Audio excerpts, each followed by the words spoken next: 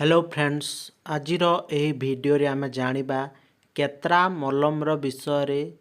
तो जदि आपण को गोड़ रे केत्रा होउची तो ताकू ठीक करुवा गोटे मलमर विषय रे आज आमे जानिबा आजिर यही वीडियो रे को प्रकार घा को यही मलम ठीक करि थाए, कौन यूज कौन डोज केमिति आपण लगेबे, कौन आर साइड इफेक्ट सबु जिनस आज आमे यही केत्रा ऑइंटमेंट रो विषय रे जानिबा।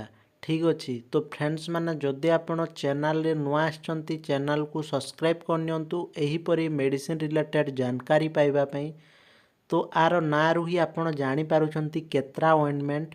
तो आपण को जदि केत्रा होउची ताकू ठीक करिवा पे आपण यूज करि परिबे। जेमति कि फोटो रे देखि पारुछंती आपण को जो अंगूठी अच्छी अंगूठी भितर पानी रे अधिका टाइम मुदा ही गला परे पानी रे काम कला टाइम रे जो आम अंगूठी भितर घा टाइप रो हो जाए, कट लागिला कटिला टाइप रो हेकी जो घा हेकी पेन होता है तो ताकू ठीक करिवा पई एही ऑइंटमेंट को यूज कराई था। जेमति कि आपण ए फोटो रे देखि पारुछंती तो जो आम पाद रे घा हो जाए था, गोड़ रे घा हो जाए था, पानी रे अधिका उदा ही काम कला टाइम रे पानी रे उदा हेकी तो सेही घा को ठीक करिवा पई एही केत्रा मलम को यूज कराई थाए।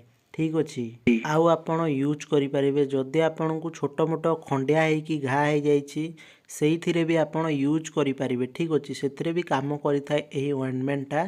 तो आपण को जदि केत्रा होती किंबा पादरे कि गोड़े आउ हाथ में कौ जगार खंडिया होती कम होती जदि से टाइम रे आपण यही ऑइंटमेंट को यूज करिकी से घा को ठीक करें।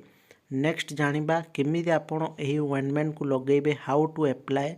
तो जदि आपण को केत्रा होती आपण पादरे केत्रा होती आंगुठी पाद भितर केत्रा होती से टाइम रे आपण गोड़ को पूरा क्लीन करके वाश करने तापरे गोड़ को भलसे सुखई नेबे। सुखी सारला परे यही ऑइंटमेंट को आपण से जगार लगेबे जो जगार आपण को घा होती केत्रा होती सेठी आपण लगेबे राति रे सोइला टाइम रे आउ मॉर्निंग रे दिन को 2 थर किंबा 3 थर आपण यही ऑइंटमेंट को लगेई पारिबे। ठीक अच्छी तो यही ऑइंटमेंट को समस्ते लगे पारिबे, छोट रु नहीं कि बड़ लोक जाए समस्ते लगे पारिबे।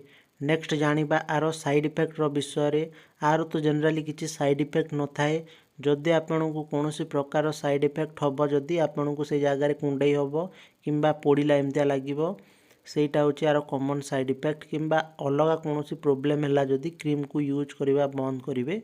आर प्राइस होची 50 रुपीज जोटा कि 15 ग्राम रे रोची। आपण यही मलम को 50 टंका रे किनी परिबे। आ बहुत भल काम करता है। आपण गोटे 2 दिन लगेला परे आपण को जो केत्रा अच्छी घा अच्छी सेटा भल हो जाए। ठीक अच्छी थैंक यू फॉर वाचिंग।